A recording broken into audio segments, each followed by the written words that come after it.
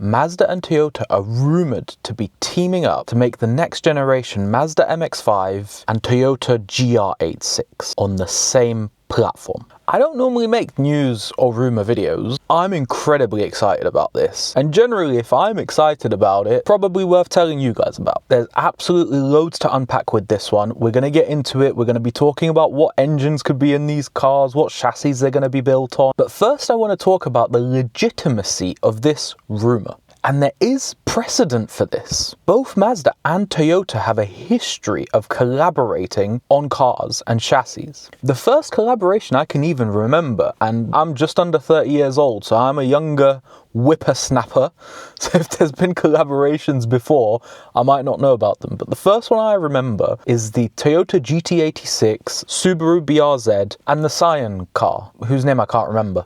And this was cool because I felt like it was a true collaboration. It was a Toyota chassis and a Subaru engine. Infamously, Toyota has also done this with the Mark 5 Supra and the BMW Z4. It was a slightly different collaboration, as I'm sure you're all aware. The Supra was 95% BMW Z4. It was just a Z4 with a roof. It never felt true Toyota, whereas the GT86 GR86 I think does. So Toyota has a history of this. Mazda also has a history of this. They did this internally on the NC MX-5, the third generation. This platform was shared with the RX-8. They built a bespoke sports car platform and made a roadster and a coupe. And they also did this on the ND generation MX-5 with the Fiat/Abarth 124 Spider. A lot of that car was ND MX-5. Fiat/Abarth added the engine. They gave it the 1.4 with the turbo. So both Toyota and Mazda have a history of doing this. Okay, the rumour's looking good. Another thing that's really important is the growing pressure of electrifying cars. In most parts of the world, manufacturers have targets for CO2 emissions in electrifying cars. It's difficult to have an internal combustion car be a big seller for a brand. But Mazda have gone on record as saying that the next generation NE MX-5 Miata will be manual, will be naturally aspirated, and will not be electrified. So with that press release, they've kind of boxed themselves into a corner because they kind of have to deliver now. Similarly, Toyota have come out and said that the only way they can justify building any sports car platform is to do it with a partner. That's why they collaborated with BMW on the Supra, with Subaru on the BRZ GT86. It is not economically viable for Toyota to build a bespoke sports car platform on their own. So we've got two brands, both with histories of collaboration, both with clear motives to collaborate on a bespoke sports car platform. It's all looking a bit good, isn't it? I just want to touch on one thing. If this rumour is true, it sucks to be Subaru because you're probably not going to see a BRZ. The BRZ was always made with Toyota's chassis, but we're going to get into this when we talk about chassis. More than likely this MX-5 GR86 collab will be a Mazda chassis. So unless Subaru is going to come in as a third partner, I don't see how Toyota can provide Subaru Mazda's chassis. So I think Subaru is going to be a big loser here. All right, let's get into the exciting stuff. This is what I really wanted to talk about and genuinely why I wanted to make this video. What engine is this thing going to have? If you think about it, this is a really interesting question because with Subaru out of the picture, you're not going to be able to have that 2 litre or the 2.5 litre flat 4 boxer engine. Okay, so I guess we could have Mazda's new engine. There are rumours that Mazda's developing a new generation of 4-pot internal combustion engine, meant to be fuel efficient, 200 odd horsepower. That would be a good engine. What personally excites me though, is that there is a potential here to have what we've always wanted, which is a GR86 with the GR Yaris/GR Corolla 3-pot turbo engine. This is what really excites me about this collaboration, because if you think about it, a GR86 with the 3-pot turbo with 250, 300 horsepower, that would be an incredibly exciting car. And I'll go on record as saying, if they do that, I might buy one, because that's cool.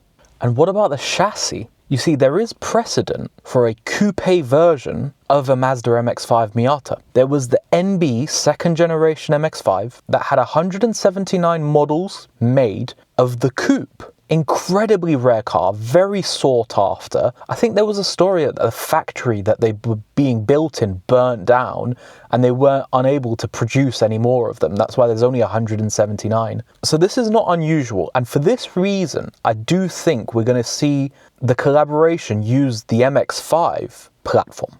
Part of this rumour is the specific model that they're looking to develop from, which is a special edition of the ND generation MX-5 called the 990S. This model's really special because it has the 1.5 litre engine. You didn't even get these in the States. As its name would suggest, is a 990 kilogram Mazda MX-5 with modern tech and safety. It's a pretty impressive car. Not many cars these days are under a ton. So the rumour suggests they're going to use that as a basis for building this next platform. So imagine if we get this chassis, super lightweight, with a roof, you could be like 1200 kg. That would be one of the lightest sports cars on sale today. And if it has that GR3 pot, could be a very, very cool car. Does this mean the death of the GR86 platform? This is the one thing that throws a spanner in the works with this rumour, is that Toyota has spent all this time and effort developing this platform. Would all that work just go to waste and they're just going to jump ship to Mazda's platform? That's the part I'm a little bit iffy about and I have questions about. The GR86 today is also a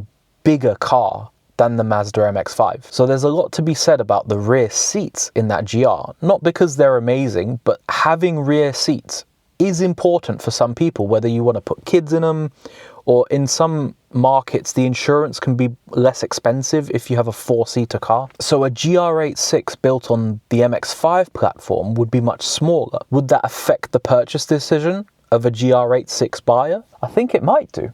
I think if you buy a GR86, it's probably your only car, but you're into cars.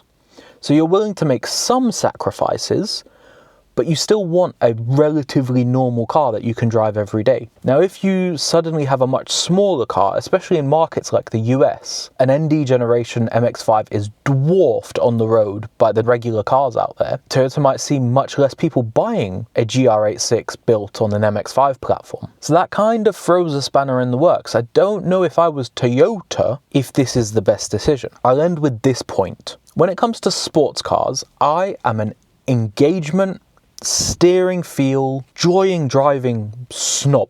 I think if a sports car doesn't have those features, it is pointless. And as of today, the ND MX-5 and the GR86 are probably the only affordable modern cars left that still deliver engagement, still deliver some feedback, and still give a driver enjoyment. Mazda made a really key move with the last version of the ND, the ND3, which is that they've put a lot of focus into improving the steering feedback, because it was one of the things that a lot of people complained about. This gives me warm, fuzzy feelings, because the GR86 is also, it's electric steering, but it's some of the better electric steering on the market. Could we see these two come together and deliver a really engaging experience full of feedback and feel? And fingers crossed with a 3-pot engine that makes a bit of power. That would be so, so cool. I have never done a video like this before, so if you enjoyed it,